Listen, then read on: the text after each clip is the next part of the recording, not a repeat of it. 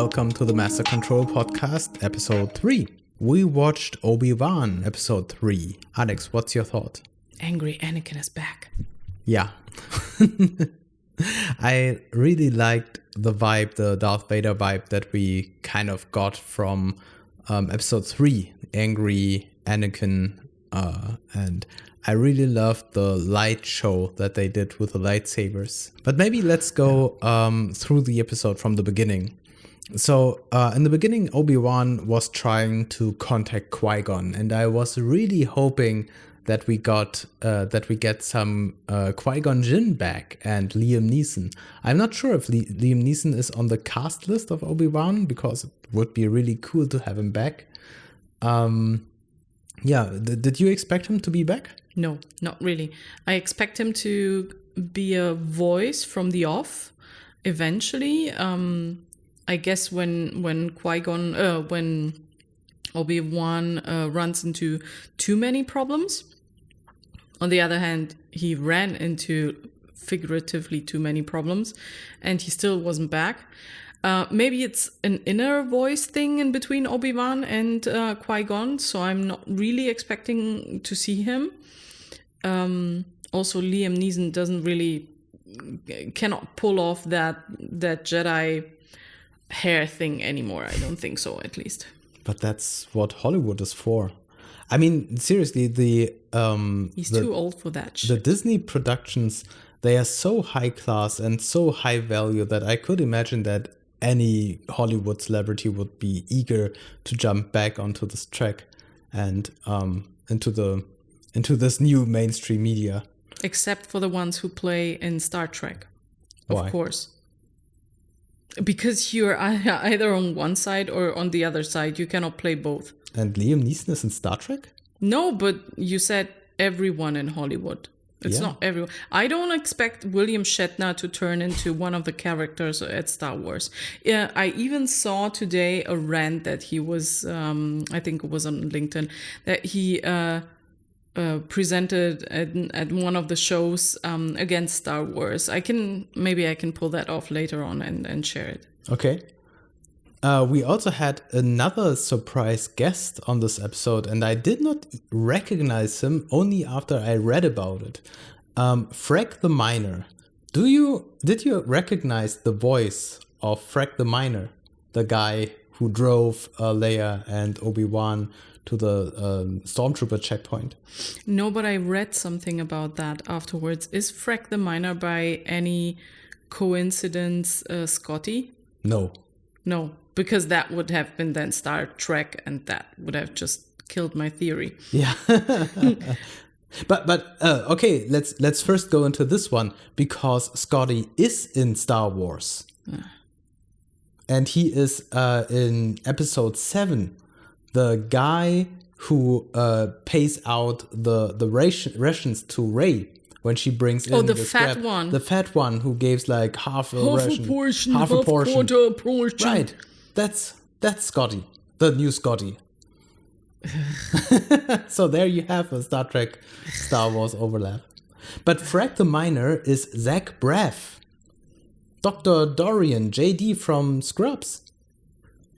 He's now a Star Wars character. JD is a Star Wars character. Okay. That's so amazing. Okay, but nevertheless, we also saw some very cool action scenes where Obi-Wan actually takes down some stormtroopers. And I kind of liked that because it gave us this Jedi fight action back. But it was also kind of weird because when the stormtrooper, the second wave of stormtroopers arrived, he kind of looked scared and he did not do anything, even though I had the feeling he could take out like 10 more stormtroopers or something. But this was, kind of underwhelming from his side. You know, he doesn't have the practice. He's sitting in his cave. He's been sitting in his cave for 10 years, doing practically nothing than finding scrap metal and bringing it to Luke. what we discussed in the episode beforehand. So why would he be better right now fighting, even if he has a laser sword, than with his mind? He doesn't even have, like maybe he doesn't have the muscle memory anymore and like fighting off. This is why he also has like this really nasty encounter with angry Anakin, to my mind. Yeah, sure. But I mean, he already did it. The first stormtroopers he beat without any problems, and so he simply gave up when the others Maybe he arrived. was bored. Maybe he was bored and he thought, oh, okay. It's like with Harrison Ford and what was it? The scene where he had the fever and then he had to kind of fight off with his sable this person, and then eventually he just shot him because he had 40 degrees fever. So maybe it's one of those things. What are you talking about? Like in Indiana Jones, do you know? Remember in part 1 when he had to fight off actually this guy with a sable after Marion was. He thought that Marion was dead, or was it right beforehand? Anyway, he decided, I'm not doing this scene. It's just boring. I have 40 degrees fever, and I'm gonna just shoot him. And then luckily, the guy that had to fight him off went along with the situation, and then it turned out into this Han shot first situation that they reproduced then for Star Wars over and over again. Okay, no, I didn't know that. Yeah, that one of those urban myths Okay. things about movies. Okay. But then Tala, what's her name? Tala saved Tala. him and brought them back to their cave, not cave, like their house with this mute robot. And at the end, Leia and Tala escaped, and we got the chance to see this amazing lightsaber fight between Obi-Wan and Darth Vader. Yeah. And first I wasn't sure how they are going to show Darth Vader and his mental state right now, because obviously he's quite pissed about Obi-Wan, and he was killing and torturing innocent people simply to provoke Obi-Wan, obviously, or to That's what I would have done. being angry.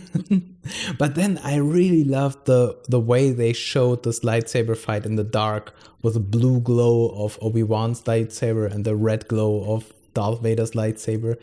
And in the beginning it felt a little bit slow, and it seemed as if they wanted to recreate the episode 4 lightsaber fight in the very old Star Wars movie. Episode 4. 5. Was it 5? Episode 4. Are you sure?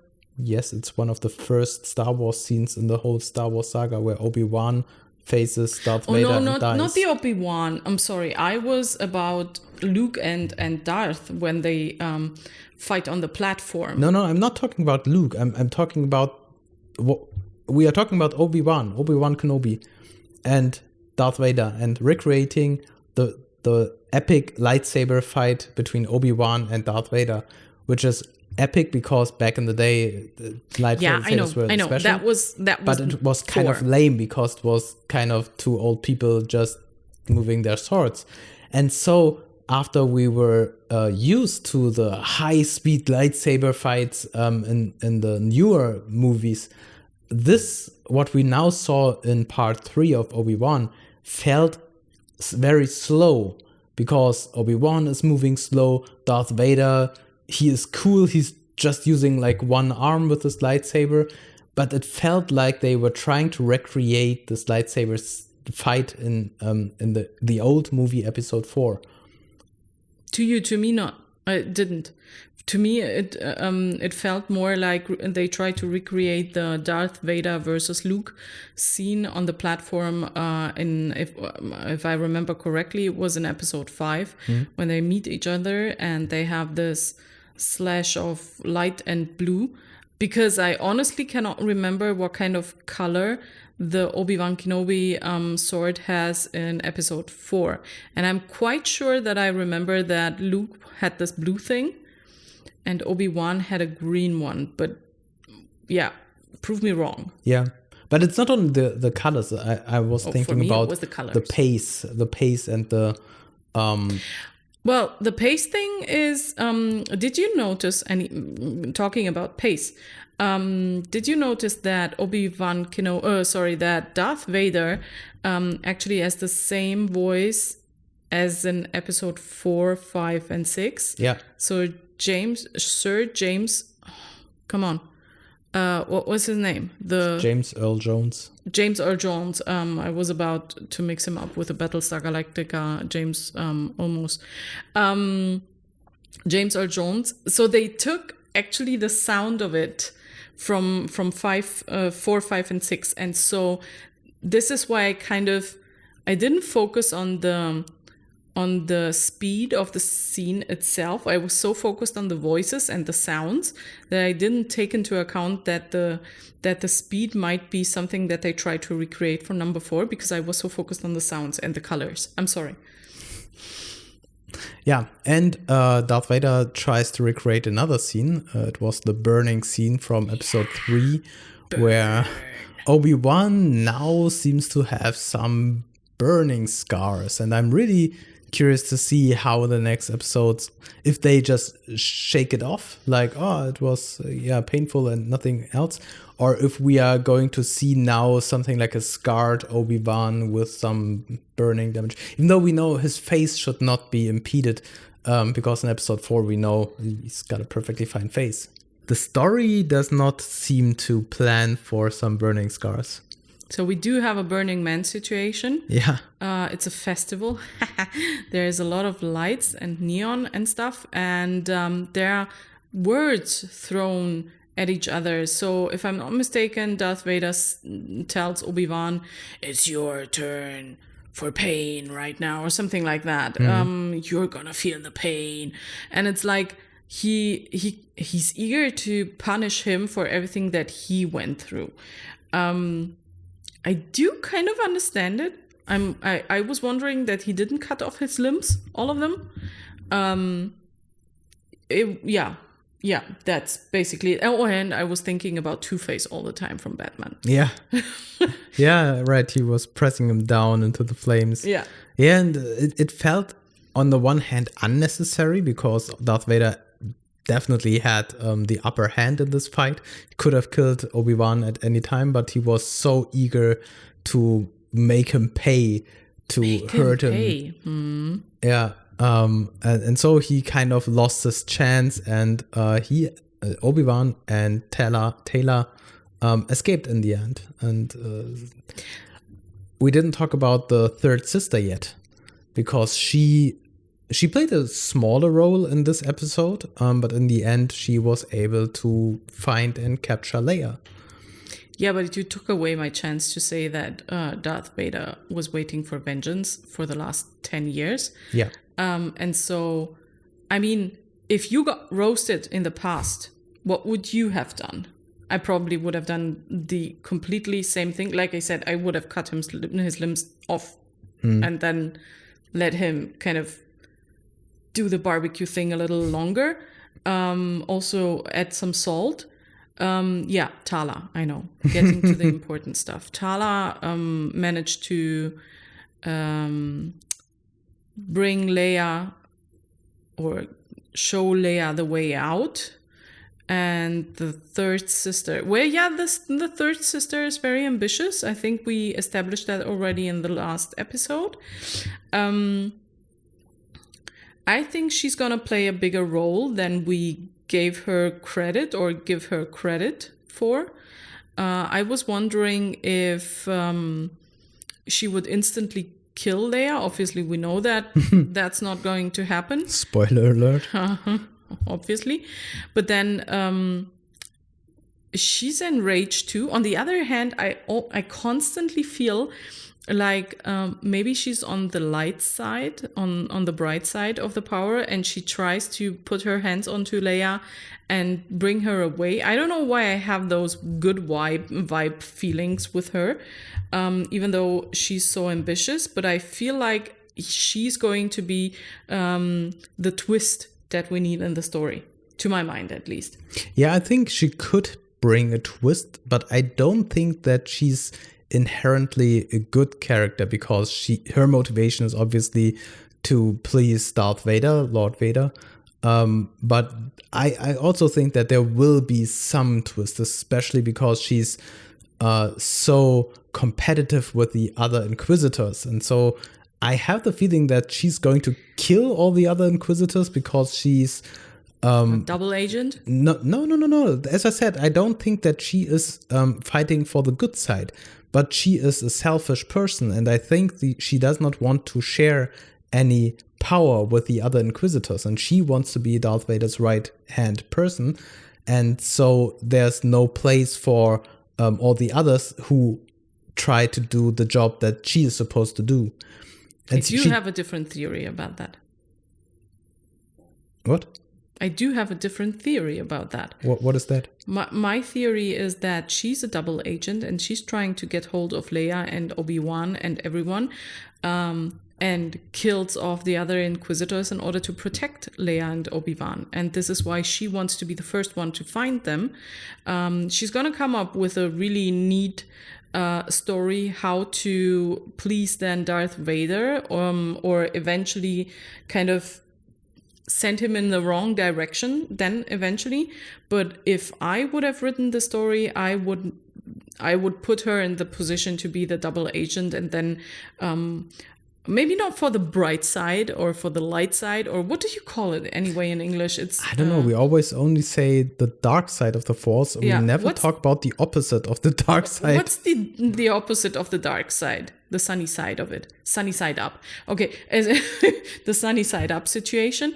So maybe she's not with the sunny side up, but she's going to bring the twist. And I think she's going to save then Leia and Obi-Wan in order to maybe not to bring them directly to Vader, maybe to do something completely different than we think. So when she gave out the kill order for all the assassins on the planet in episode 2, this was her way of trying to save Obi-Wan. This was her way to find him faster, except because the others didn't have the idea to do so. She's smarter than the others.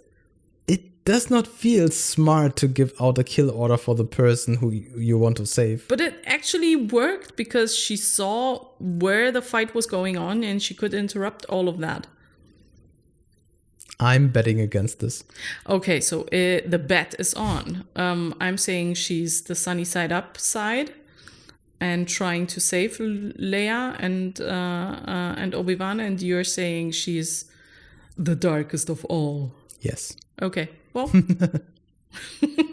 Yeah, okay. It felt like a short episode. It was very, very full of action, and I can't wait to see episode. No, I always say episode.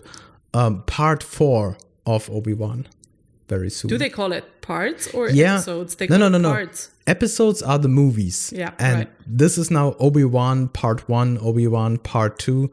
It would be way too confusing if they call it episode. It's just me. Yeah, I can't wait to see what she actually does to Leia. Probably have a really nice discussion about girly things, how to braid your hair and stuff, because they are eventually both going to braid their hairs. Their hair, not hairs. Okay. Sorry. Yeah, then that's it for today. Subscribe to the podcast if you want to hear more in-depth analysis for the episodes of Obi-Wan, and of course all the other amazing shows that are coming out this summer. For example, we still have Stranger Things in our backlog. We still have The Boys, which is released right now, and so we can't wait to jump into the first episode and of course to talk about this on this podcast. So talk to you very soon and have a nice day, morning, evening, or whatever time it is with you right now. Bye. Bye.